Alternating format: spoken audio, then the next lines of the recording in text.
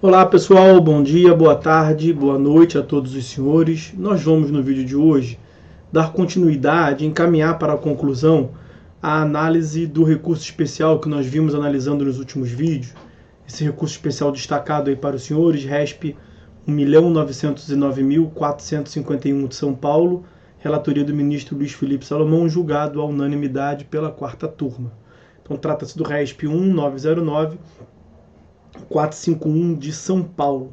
Como eu já lhes disse, esse julgado está disponível na íntegra no blog Anotações de Processo Civil, .blogspot.com. Fiquem à vontade para ir lá e terem acesso a todas as informações. Pois bem, nos últimos vídeos, nós já analisamos, nesse julgado mesmo, o efeito devolutivo, o efeito translativo subordinado ao efeito devolutivo.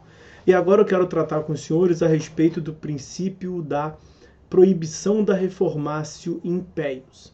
Como nós vimos, quem define os limites de atuação do tribunal no julgamento do recurso é o próprio recorrente.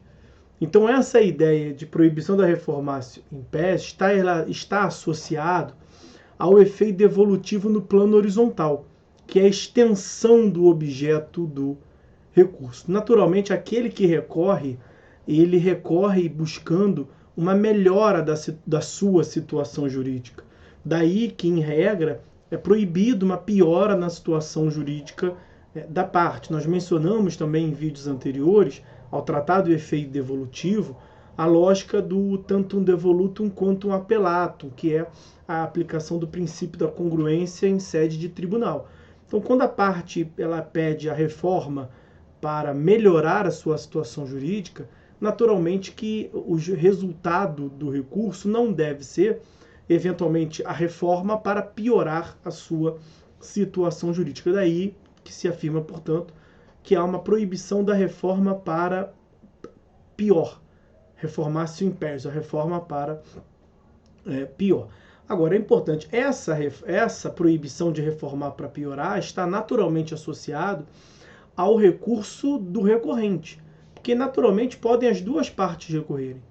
Então, se você tem um cenário em que temos duas apelações em face de uma sentença, uma apelação de cada uma das partes, uma do réu ou uma do autor, é possível que o autor que tinha ganho na primeira instância venha a sucumbir no tribunal, não quando do julgamento da sua apelação, mas pelo julgamento da apelação da outra parte. Aí, isso não é uma reforma para pior, porque esse princípio da proibição da reformatio impeius se refere ao recurso da própria parte, ou seja, pelo oferecimento do recurso pelo recorrente, ele não pode ter uma piora na situação jurídica. Nesse exemplo que eu lhes dei ainda há pouco, a piora na situação jurídica se deu pelo julgamento do recurso da outra parte, que não é o que nós estamos cogitando aqui.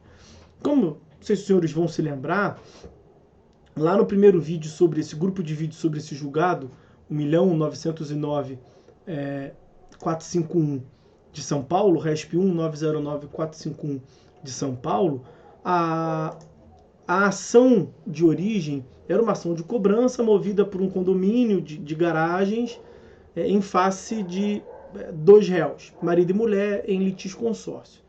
No curso do processo, o marido veio a falecer.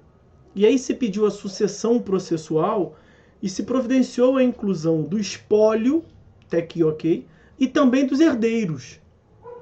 E é equivocado se incluir os herdeiros quando da sucessão patrimonial. É apenas o espólio que deve tomar parte no processo. Quando da sentença, o juiz reconheceu a ilegitimidade dos herdeiros. Então ele julgou o feito extinto, sem resolução do mérito, por falta de uma das condições da ação, pela ilegitimidade passiva quanto aos herdeiros.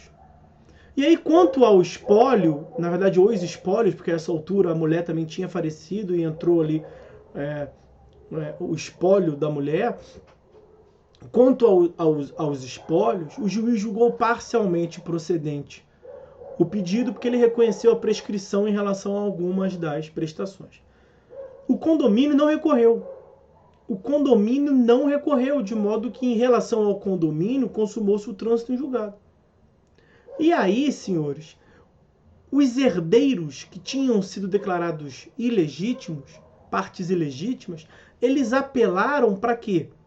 Eles apelaram para que o tribunal fixasse honorários sucumbenciais.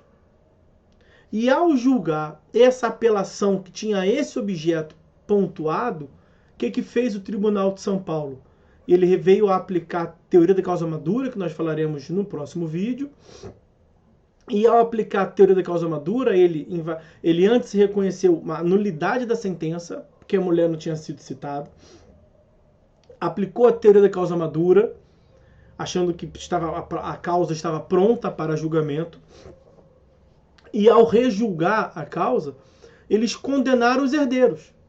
O tribunal condenou os herdeiros. Perceba, os herdeiros que tinham lá embaixo sido declarados partes ilegítimas, e tão somente esses herdeiros recorreram, tiveram a sua posição jurídica prejudicada porque foram reconhecidos como foram condenados. Então, implicitamente, reconheceu a qualidade de partes legítimas e os condenaram. Tem uma questão fática aqui, porque esses herdeiros, eles eram mesmo os réus originários, marido e mulher, vem a ser pai e mãe desses demais herdeiros, eles tinham apenas o usufruto. O no proprietário era mesmo esses herdeiros. E aí, ao julgar a apelação por uma questão de mérito, também o tribunal veio a condenar os herdeiros. Do ponto de vista processual, o que nós temos aqui? Uma reformácia impéius. Porque importa se o juiz lá embaixo julgou certo ou errado. O que importa é que o condomínio não recorreu e fez trânsito em julgado, portanto. Então, esses pontos que eu vou destacar com os senhores aqui da análise do julgado. Veja, eu falei, o acórdão ele continua, está no item 5 aí, né? No item 4 ele tinha tratado do efeito translativo.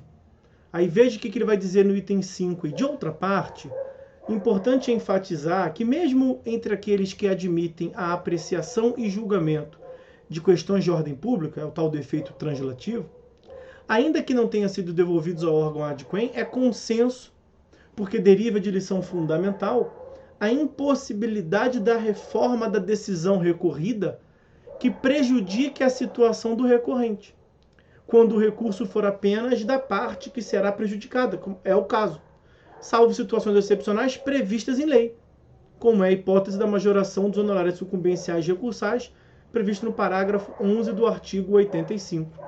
E aí o acórdão cita posições doutrinárias, uma do Rogério Cruz e Tucci e outra do Humberto Teodoro Júnior, vou ficar com a do Humberto, sobre a parte da sentença que não foi objeto de recurso pelo adversário do apelante. O apelante, no nosso exemplo aqui, eram os herdeiros, que tinham sido declarados parte ilegítima. O adversário do apelante era o condomínio, e o condomínio não recorreu. Então, sobre a parte da sentença que não foi objeto de recurso pelo adversário do apelante, e que eventualmente poderia ser alterada em prejuízo do apelante, incidiu a coisa julgada, diante da inércia daquele que a reforma da sentença favoreceria. Assim, não há de se pensar em reformar-se impéius, reformar para pior, já que qualquer providência dessa natureza esbarraria na res iudicata, na coisa julgada. Percebam então, senhores, no caso em exame, a decisão que beneficia o condomínio, julgou parcialmente procedente, transitou em julgado. Então ela não deveria ter sido objeto de análise pelo tribunal. E aí prossegue o STJ indicando alguns julgados da sua jurisprudência, então, quanto a reformácio impéius. Cite-se o recurso especial 65376 de Minas, o recurso especial 172263, julgado em 99, o recurso especial 363529, julgado em 2005, o recurso especial 640860, julgado em 2005, e também, por fim, o recurso especial, esse mais recente, 1.484.162, julgado em 2015. E nesse eu destaquei aqui essa passagem. Olha o que consta do item 4 da ementa desse RESP 1484162. o efeito translativo da apelação, esculpido àquela época, no 515 do parágrafo 1º 515 do CPC de 73, aplicava geralmente às questões de ordem pública, não autoriza o conhecimento pelo julgador de matérias que deveriam ter sido suscitadas pelas partes no momento processual oportuno, por força do princípio dispositivo do qual decorre o efeito devolutivo da apelação, que limita a atuação do tribunal às matérias efetivamente impugnadas.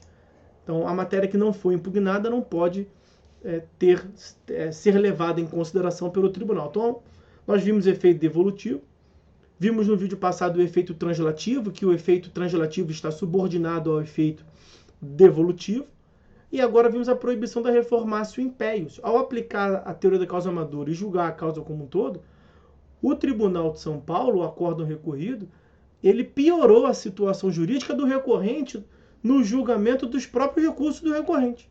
E aí isso é vedado pelo ordenamento, daí porque o recurso especial que nós estamos analisando, ele veio a ter sido dado provimento para, então, mudar a conclusão do julgado do Tribunal de São Paulo.